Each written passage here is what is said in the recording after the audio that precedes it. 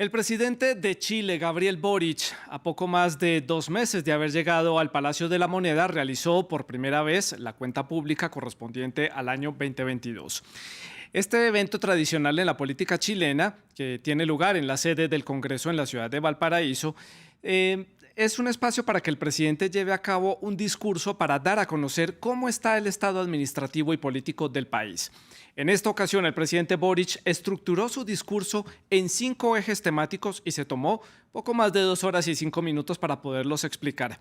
Estos fueron los ejes de temas que abordó el mandatario chileno. El primer punto fueron los derechos sociales, el segundo fue mejor democracia, el tercero justicia y seguridad, el cuarto crecimiento inclusivo y el quinto se refirió a los temas relacionados con el medio ambiente. Por supuesto, dentro de esos ejes de temas, pues hubo múltiples temas abordados que reflejan las acciones hechas por el gobierno en ese poco tiempo que ha estado en el Palacio de la Moneda y también habló sobre lo que vendrá para lo que continúa en su gobierno que se extiende hasta el 2026.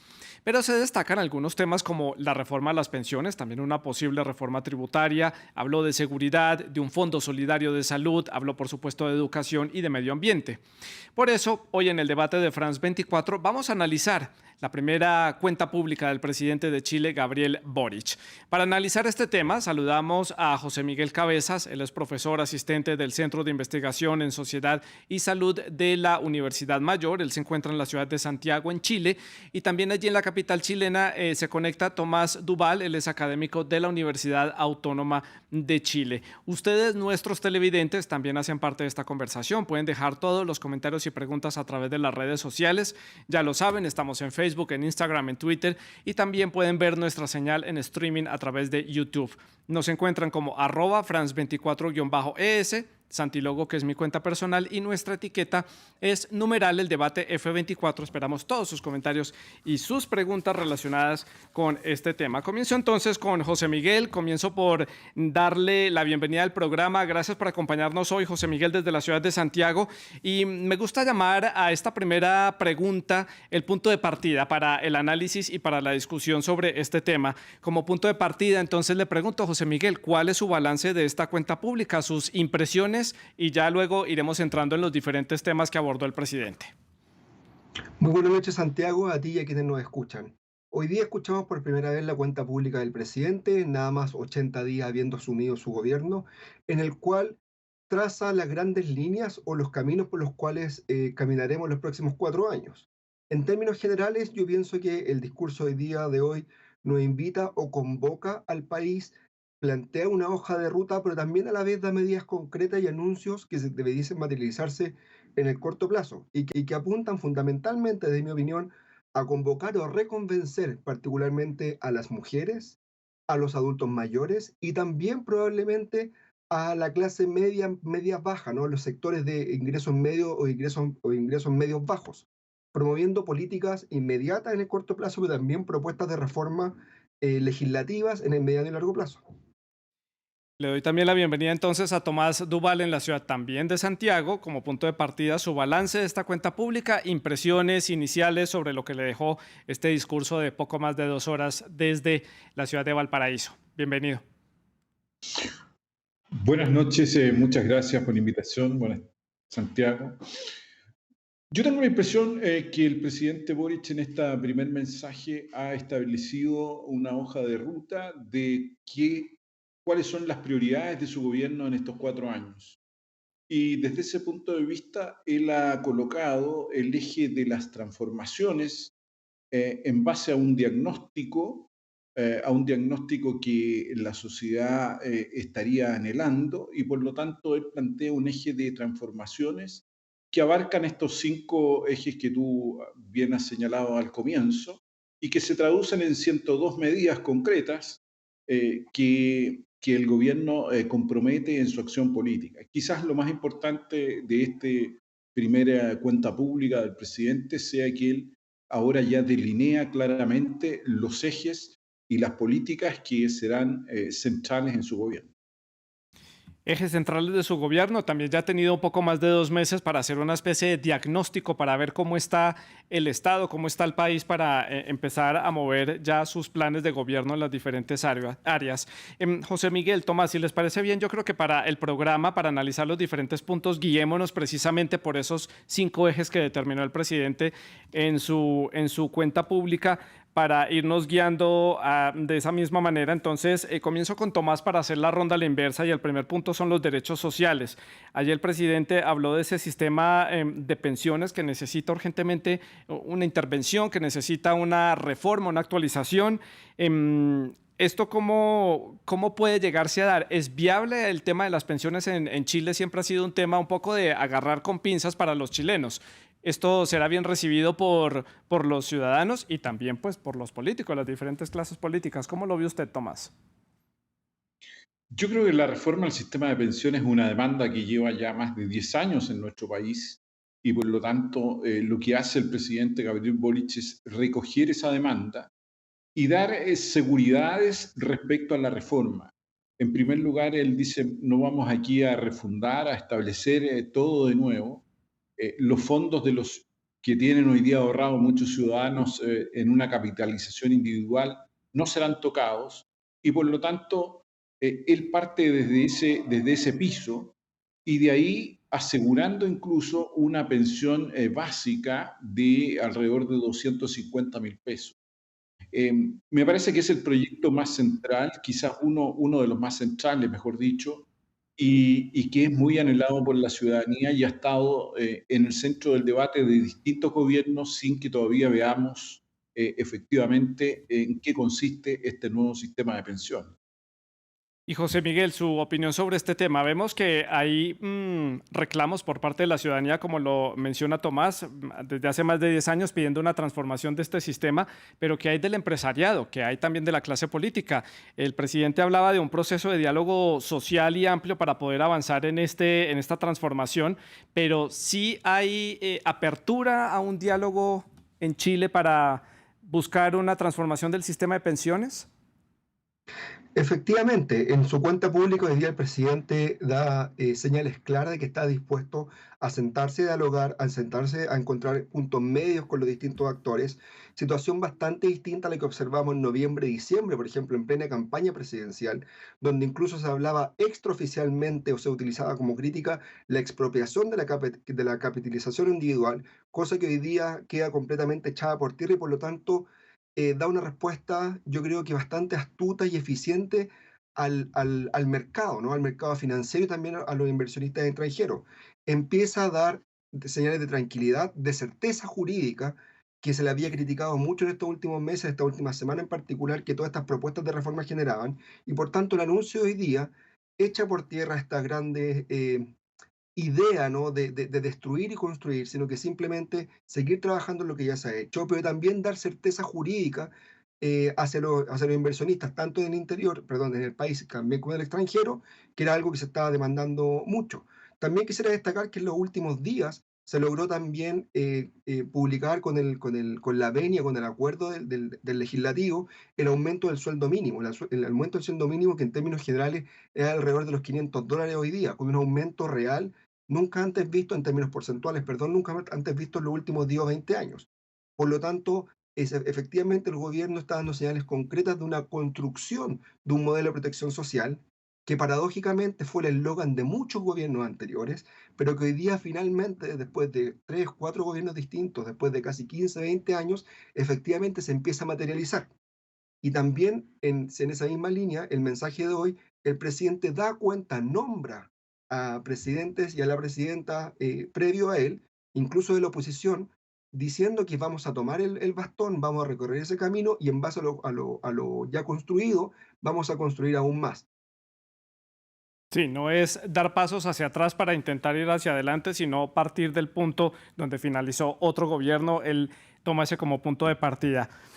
La salud. Interesante lo que propone el presidente de cara a lo que le resta de gobierno. Presentar un proyecto de ley que creará un fondo universal de salud. También buscar un poco desprivatizar como lo ve uno desde afuera, es que prácticamente la vida de los chilenos está completamente privatizada y si hay algo privatizado es la educación y la salud. Es costosa, no es fácil de acceder para todas las regiones y para todos los chilenos. El tema de la salud, José Miguel, punto clave. ¿También habrá consenso fácil dentro de los diferentes grupos políticos o es un proyecto también mucho más difícil de lograr que ese cambio en las pensiones? Mi análisis político es que yo considero que es mucho más difícil la reforma de pensiones respecto al sistema de salud. ¿Por qué? Porque el sistema de salud también tiene un beneficio o un premio muy corto, inmediato en el corto plazo para todos los actores políticos. Por lo tanto, todos tienen bastante interés en ser parte de este triunfo, ¿no? De este logro.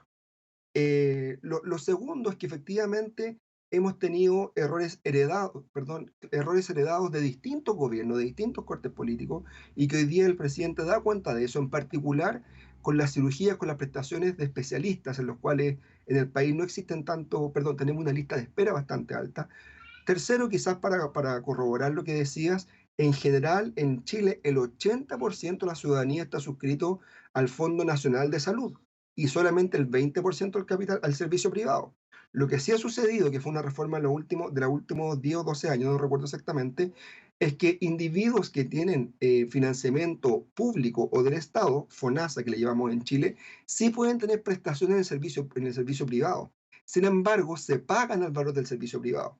Por lo tanto, la apuesta del gobierno a través del Estado es que el servicio público sea capaz de suplir toda la demanda y toda la necesidad que hasta hoy ha sido suplida en parte por los sectores de servicios de salud privados. Y para qué decir, o el mejor ejemplo que tenemos de esto fue la respuesta a la pandemia.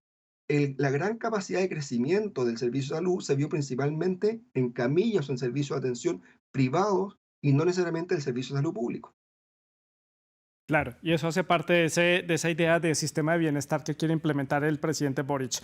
Tomás, su opinión sobre este tema de salud, aumentar la solidaridad en el financiamiento también de algunos procedimientos puntuales, es otro de los puntos que ha destacado el presidente Boric en cuanto a la salud en el país. ¿Cómo lo vio usted? Sí, a mí me parece que el presidente Boris coloca el eje importante en que la salud, la educación y también la protección social son parte de la actividad del Estado, como viene en la mayoría de los países. Nosotros tenemos un sector, un sector todavía importante que se autofinancia tanto la salud como también las prestaciones sociales. Por lo tanto, yo creo que apunta a solucionar un tema de fondo. A mí también me llamó la atención en la reforma de salud un plan de salud mental. Hoy día la salud mental en nuestro país es una prioridad y me parece que ese plan a desarrollar, sobre todo a nivel local, me parece muy interesante lo que está planteando ahí. Ahora, tanto en el sistema de salud como en la reforma de pensiones, aquí hay una cuestión crucial, que es una reforma tributaria, porque hoy día nuestra capacidad de recaudación del Estado es insuficiente para transformar esos sistemas. Por lo tanto, esta reforma el gran punto de fondo de la discusión política en Chile va a estar dada por esta reforma tributaria que permita la financiación de este tipo de prestaciones. Sí, Tomás, usted se adelantó un poco a mi siguiente pregunta, que era precisamente esa reforma tributaria, el curso que esto pueda tener. Queda muy bien planteado, suena en el discurso con mucha ilusión, pero ¿qué tan factible es que se logre teniendo una presencia de los empresarios que muchos no están de acuerdo con esta reforma tributaria, por supuesto? Tomás. Sí, ahí está el punto político, yo diría que va a ser el eje de la disputa. Fundamentalmente porque las reformas tributarias hasta el momento han sido bastante tímidas en el caso de Chile, no han sido grandes y como todas las reformas tributarias, los gobiernos plantean que van a recaudar un porcentaje del PIB, pero al final ese porcentaje no resulta ser real. Evidentemente, cuando entramos a modificar la estructura tributaria de las grandes empresas, de las pequeñas, de las medianas y de los ciudadanos, sin duda es un tema de alta sensibilidad, no solamente para el mundo empresarial, sino que también para la ciudadana, porque porque además estamos en un contexto muy complejo en Chile, donde estamos viviendo ya después de casi una década, estamos conociendo la inflación. Ya tenemos una inflación de un 9%, casi 10% anualizada, y eso es una cosa que no estábamos acostumbrados. Por lo tanto, ese tema va a ser central en el desarrollo de las posibilidades que tengan de ejecutarse estas dos grandes reformas. José Miguel, su opinión sobre el tema tributario. ¿Factible? Es una gran apuesta y es bastante osado tratar de hacer estos cambios, más cuando hubo ese estallido social. Hay todavía cierto descontento, no solamente en Chile, sino en buena parte de los países de América Latina. Ahora digamos que en Chile hay expectativa por lo que pueda venir, pero el descontento y el rechazo todavía se mantienen entre muchos sectores. Sí, sin duda que esta va a ser la prueba política más importante en la gestión del gobierno del presidente Boric. ¿En qué sentido? Eh, la gran realidad que no podemos negar e intentar tapar con el sol con un dedo es que el actual gobierno no cuenta con mayoría parlamentaria ni en la Cámara de Diputados ni en el Senado. Por lo tanto, todas estas reformas, cualquier reforma que se proponga, tiene que ser capaz de convocar, de sentarse a negociar con las distintas oposiciones que hoy día son mucho más inorgánicas o mucho más desagregadas que en el Chile de 20 años atrás. Y tiene que ser capaz de, primero que todo, convocarlos a la mesa, a que estén dispuestos a negociar. Segundo, llegar con propuestas que logren convencer e invitar a estas oposiciones. Y tercero, llegar a acuerdos que efectivamente cumplan con atraer o ganar votos desde la oposición, pero también dar cuenta y dar solución a las demandas de la ciudadanía. Es algo que no se va a solucionar en el corto plazo, algo que probablemente no se cierre este año calendario tampoco, y sin duda que va a ser la gran prueba de fuego, considero yo, en términos políticos respecto a la gestión del actual gobierno. Sí. Bueno, avanzo un poco más rápido porque tengo poco tiempo para el programa. Hay muchos puntos para analizar. Para cerrar este primer bloque, reducción laboral de la jornada laboral a 40 horas y también una propuesta para una ley al derecho a la eutanasia. También lo voy a poner sobre la mesa del debate. Tomás, su opinión sobre estos dos temas. Yo creo que las 40 horas han sido un proyecto que ha impulsado la coalición de gobierno ya hace años y me parece que es una demanda adecuada en el sistema. Lo que yo no veo, no lo veo complejo en su implementación porque él también, el presidente de la República, ha planteado que eso va a ser eh, no inmediato, sino que va a tener un periodo de transición y va a ir lentamente adecuándose. Pero me parece que va bien encaminado en ese sentido, naturalmente. Y Sí. respecto a la eutanasia, bueno, ahí va a tener discusión porque es un tema valórico. La sociedad chilena tiene una parte, un mundo conservador muy fuerte, por lo tanto ahí va a tener una oposición y como bien decía José Miguel, esas muchas veces se plantean en el Congreso. Pero me parece que es una discusión propia del siglo que vivimos Claro. y muy, muy propia de las libertades, ¿no? Claro, y que ha comenzado a tener discusiones en diferentes países de América Latina. Veíamos el caso de Colombia hace un par de semanas. Es una discusión que está sobre la mesa en varios países. José Miguel, paso al segundo punto. Si tiene algo para añadir en cuanto a lo de las 40 horas semanales, bienvenido, pero avanzo hacia el tema de mejor democracia, en donde habla de la transparencia, la necesidad de mejorar los procesos, un proyecto de ley que fortalece la prevención de conflictos de intereses, todo este tipo de procedimientos para las adjudicaciones de las obras públicas, el Ministerio de los Pueblos Indígenas, el tema democracia, y si quiere añadir algo del punto anterior, también bienvenido. Concuerdo con Tomás que la discusión de las 40 horas va a ser medianamente administrativa, ¿no? No creo que haya una gran oposición, pero también considero que poner en el primer mensaje la propuesta de una discusión de la eutanasia es muy probablemente una estrategia mucho más política en contra de la oposición y para poder tener ciertas monedas de cambio en la negociación parlamentaria con la oposición. Es decir, el gobierno hoy día se abrió un espacio a favor en el cual dice, bueno, perfecto, si es que ustedes me colaboran en continuar, por ejemplo, con la agenda, con la discusión tributaria, yo perfectamente podría echar pie atrás en la discusión del tema de la eutanasia y lo postergamos para adelante. Por lo tanto, creo que es una jugada bastante hábil, muy pensada en el mediano y largo plazo.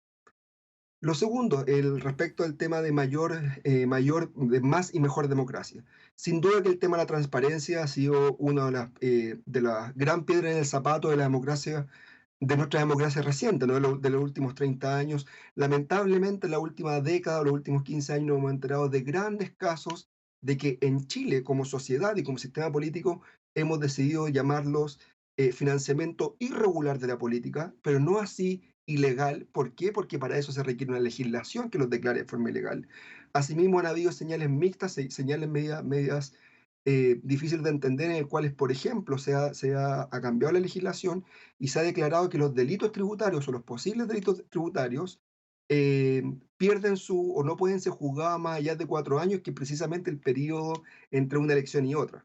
Por lo tanto, avanzar en mayor transparencia creo que es una Sí, señal sumamente importante, potente y necesaria claro. para la calidad de la democracia del país. Tomás, Ministerio de los Pueblos Indígenas, aquí un poco un guiño a la situación en la Araucanía, también esa difícil situación que se está viviendo allí, que ha sido también un debate de varias décadas en Chile, la restitución de tierras, que es una demanda de estos pueblos indígenas allí en el sur del país. Punto álgido en la coyuntura política chilena. Sí, es un punto álgido porque tiene muchas miradas y efectivamente los pueblos originarios hoy día están centrando el debate en el país. Me parece que el anuncio bueno, cada presidente siempre anuncia más ministerio, en esto hemos reiterado en nuestro país, cada presidente anuncia ministerio. Aquí tenemos uno, este presidente anunció dos, digamos. Pero más allá de eso, me parece que la política orientada hacia los pueblos originarios tiene un enfoque importante porque les da una institucionalidad en primer lugar y es más integral, no es una cuestión meramente discursiva, sino que tiene integralidad, sobre todo en materia de la Araucanía, donde el presidente ha reiterado a través de su discurso la idea de establecer más allá de las cuestiones policiales que tienen que ver con la violencia, un diálogo donde él dice, me juego mi capital político por hacerlo. Yo creo que es una señal adecuada de abordar esta problemática acerca de los pueblos originarios en nuestro debate de una manera adecuada. Una manera adecuada. Su punto de vista, José Miguel, sobre este punto de los pueblos originarios y esta creación de este Ministerio de los Pueblos Indígenas. Creo que responde a parte importante de las demandas de los pueblos originarios, más allá de un reconocimiento constitucional que está escrito en la nueva propuesta de constitución que va a ser votada ahora en septiembre, pero también incorporarlos con mucho más deberes y beneficios también desde el punto de vista institucional es bastante efectivo. Si nos vamos a la discusión de fondo, sin embargo, que era la gran expectativa respecto al discurso del día de hoy, que era dar medidas particulares contra la inflación y también muy particulares, tal como estamos viendo ahora en imágenes, respecto al conflicto armado de la zona de la Araucanía, creo, sin embargo, que la creación del ministerio no apunta a resolver este problema en particular. Bueno, la opinión de nuestro invitado. Tercer punto de esos ejes temáticos del presidente Boric en su discurso, la justicia. Esto también va un poco ligado con este tema de la Araucanía, mejorar la seguridad en el país. Precisamente allí ha tenido que extender el estado de excepción para poder garantizar la seguridad. Hay despliegue de los militares en esta región y también garantizar la seguridad ciudadana, que se ha visto seriamente afectada no solamente en Santiago y en el área metropolitana, sino en otras grandes ciudades del norte y del sur del país. El tema de seguridad, ¿qué tan grave es? ¿Qué tan complejo es para la ciudadanía? Y esta creación de un Ministerio de Seguridad y de Protección Civil puede llevar y conducir a mejorar los índices de inseguridad. ¿Cómo lo ve, Tomás? A ver, la seguridad en el orden general del término, ¿no? Tiene que ver con delincuencia, con acciones violentas, con narcotráfico, etcétera. Es de las primeras preocupaciones que las encuestas de opinión pública nos reflejan. Por lo tanto, es un tema central y yo creo que ha sido un tema que ha afectado la popularidad y el respaldo al gobierno en estos pocos tiempos. Básicamente porque no había tenido ahí el gobierno una agenda política clara para abordar esta materia. Lo que hace ahora el presidente es por lo menos colocar una agenda que tiene que ver básicamente con reforzamiento de ciertas actividades de las policías, una inversión en recursos pero al mismo tiempo establecer caminos paralelos para combatir el tráfico a través de fortalecer los servicios de inteligencia que son muy débiles en Chile. Y por lo tanto, yo creo que, por lo menos el presidente, yo creo que esto no apunta básicamente a una, me parece a mí que no va a tener un efecto como el que se espera. Sin embargo, lo que valoro es que por lo menos ahora se aprecia una agenda, pero yo creo que el tema de seguridad va a ser muy complejo y no podemos vivir con estados de excepción constitucional, porque eso internamente y externamente es muy malo para la ciudadanía y para el país. Claro. Otro punto importante de este eje de justicia, José Miguel, mejorar carabineros de Chile, que estuvieron en el punto, en el ojo del huracán durante las protestas del estallido social, también fueron muy criticados precisamente por el actual presidente Boric. Va a invertir 1.800 millones de pesos chilenos para mejorar las capacidades de la policía en cuanto a investigación de los casos. Y también algo que llamó mucho la atención a raíz de los hechos recientes en Estados Unidos, una propuesta de ley que permita la prohibición de porte total de armas en el territorio chileno. Punto destacado que ha llamado mucho la atención, por lo menos fuera de las fronteras de Chile. Sí, a ver, yo creo que efectivamente estos anuncios son los que apuntan y van a buscar darse una solución tanto al nivel de delitos y también la percepción de inseguridad que existe en la ciudadanía y también cumple con un segundo rol, una segunda función que es muy importante, que es dar una señal de respaldo y de respeto a la institución de Carabineros. ¿Por qué lo pongo sobre la mesa? Porque cuando el actual gobierno era oposición, se criticó mucho, a mí, desde mi punto de vista, con razón, el actuar en muchos casos de carabineros en donde violaba los derechos humanos. Y hoy día, estando en el gobierno, también se percibe que el rol es distinto y por lo tanto es necesario mejorar y potenciar la institucionalidad y respetándolos. Y también se incorporó una frase que fue muy importante. La reforma de carabineros es con los carabineros. Por lo tanto, también hace un llamado a involucrarlos, a invitarlos a que se sientan parte de esto y para que en el corto y mediano plazo no volvamos a ver ni presenciar lamentables violaciones de derechos humanos por la policía del Estado. Y fue muy claro en decir, es una reforma, es una actualización, no es una eliminación ni reducirle sus capacidades, eso fue claro el presidente. Ya voy llegando a la parte final del programa, por lo menos al último bloque, y vamos entonces con el cuarto punto, el crecimiento y la inclusión. Aquí hubo varios puntos para destacar, está la reforma tributaria que ya lo tocamos un poco más temprano, pero busca el presidente mejorar la productividad laboral y el crecimiento del país. Propone entonces hacer crecer el país a un ritmo de 1,5% al año para poder pues, sacar adelante la economía después del receso que hubo a nivel económico por la pandemia de COVID-19, un plan nacional de desarrollo ferroviario que también es un plan de infraestructura muy ambicioso para unir con una vía férrea por lo menos Santiago y el puerto de Valparaíso, y también un plan bastante ambicioso en minería y en una empresa nacional de litio. Ahí resumo más o menos el punto número 4. Impresiones sobre este punto, comienzo con Tomás. Ahora, yo te diría que las expectativas son modestas. El 1,5 ha sido básicamente el crecimiento que hemos tenido en el último tiempo. Sin embargo, me parece adecuado dado la magnitud de los cambios que está proponiendo.